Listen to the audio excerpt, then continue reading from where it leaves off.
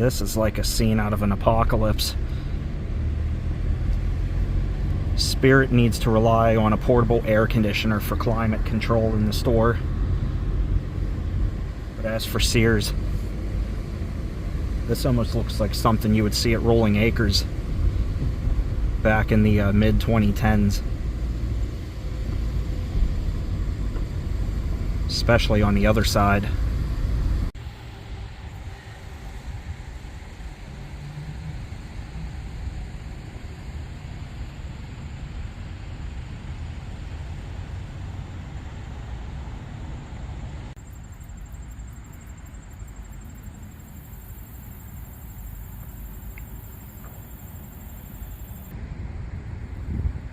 I mean, I've seen bad, but this is pretty bad.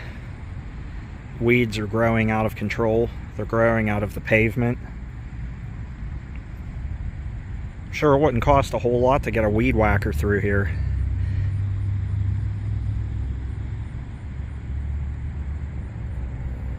It just looks and feels dead.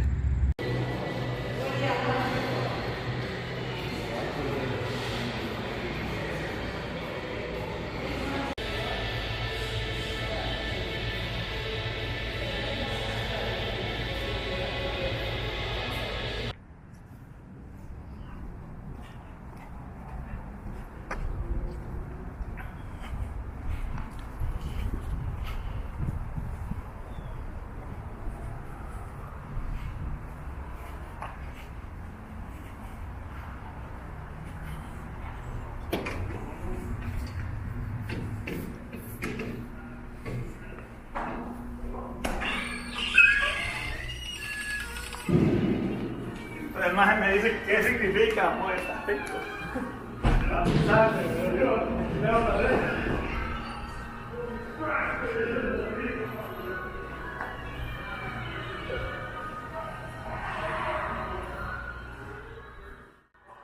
Hi everyone, welcome to Charlottesville, Virginia. Welcome to the Charlottesville Fashion Square, aka the Chris Chan Mall. Now, if you're so disconnected from the internet that you don't know who Chris Chan is, it won't take much of a search to find out and figure out that this was his mall, where he's been banned from more than once. Anyway, back in October, we took a trip out into Virginia. We were just having a wonderful time out that direction, and we happened to go through Charlottesville. And I couldn't resist but have to stop and see this mall.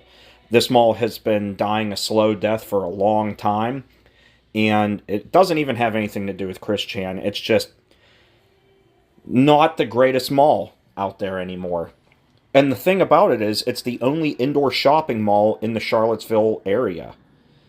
Currently, it is anchored by 2 Belk stores. There is one on each side of the main area of the mall, the center of the mall, where the one is the home store and the other one is the clothing side, I guess you should say. Very different. I've only ever seen one other mall that was set up like that. Anyway, it is the regional mall for the area, located about 1 mile north of the city limits on US Route 29.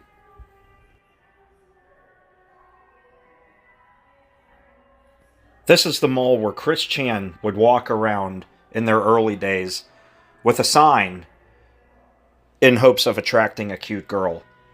This is also the mall where there used to be a GameStop, where Chris was also banned from for macing an employee there after an altercation in the store. But aside from that, that's where a lot of the famous history of this mall comes from. Aside from that, it's a relatively dead and insignificant mall.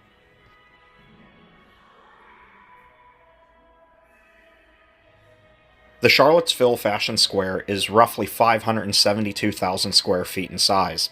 It opened up on March 5th, 1980 by the Leonard L. Farber Company.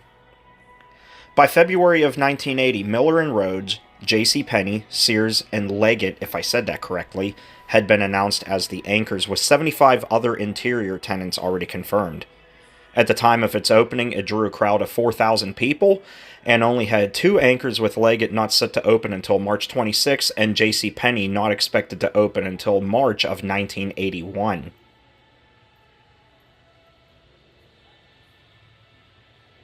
I just love the architecture, especially here in the center court with that skylight and the lights around it. Anyway, getting back into the history of the mall. In January 1990, Miller & Rhodes closed its location at the mall, with merchandise being shipped to other stores recently purchased by the May Company. You obviously know who they are, Macy's, etc. The mall was renovated in 1990, coinciding with the opening of several new tenants such as Gap Kids, Victoria's Secret, and Express. By 1996, the mall was purchased by Shopping Center Associates from the previous owners, CFS Associates Limited.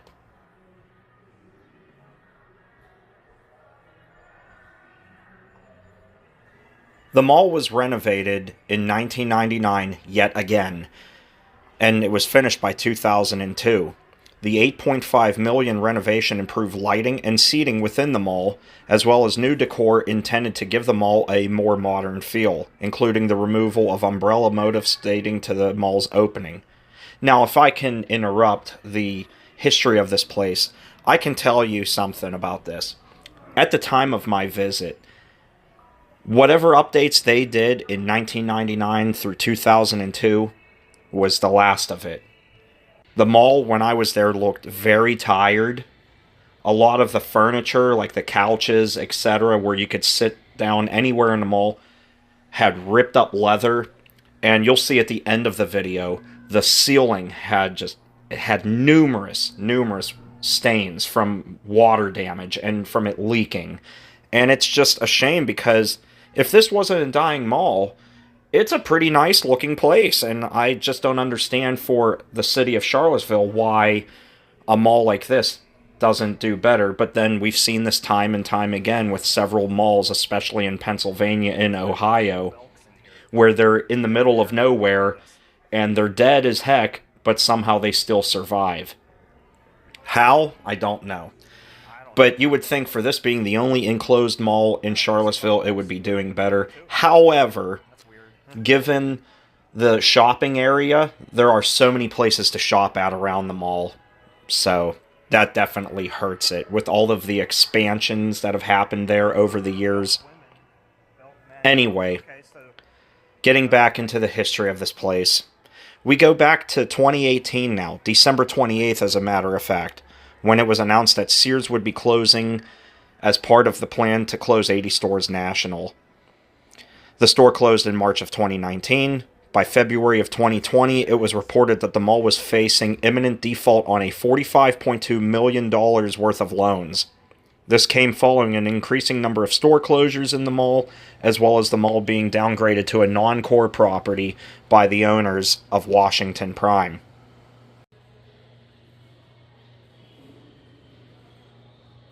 If you know anything about filming malls, you know security doesn't like you doing it, so I thought it was very ironic that I was able to film an empty security desk.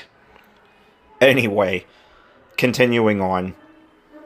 On August 20th, 2020, it was announced that J.C. Penney would be closing its store in November as part of a plan to close 155 stores nationwide, which left the 2 Belk stores as the only anchors.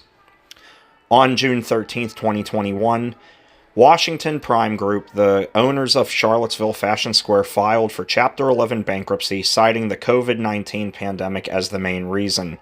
The mall was later auctioned to a local lending company a few days later.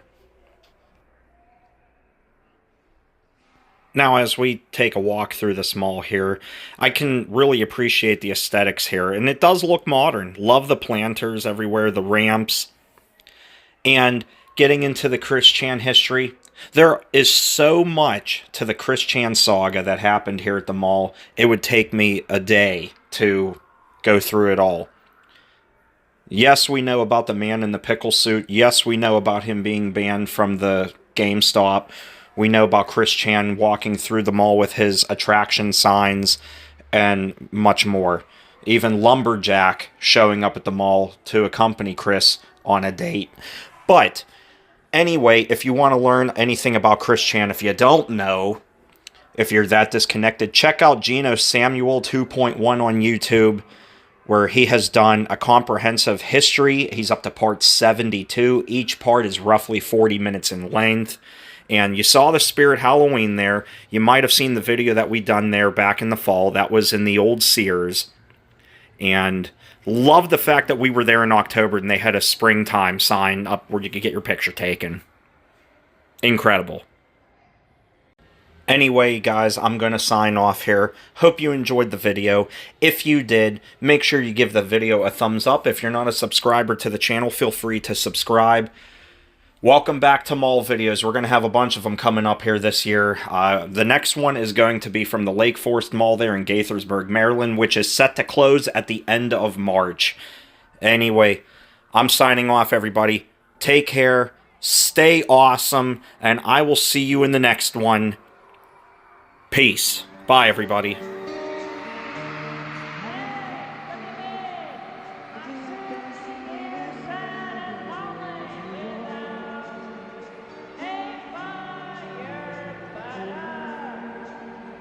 Hey,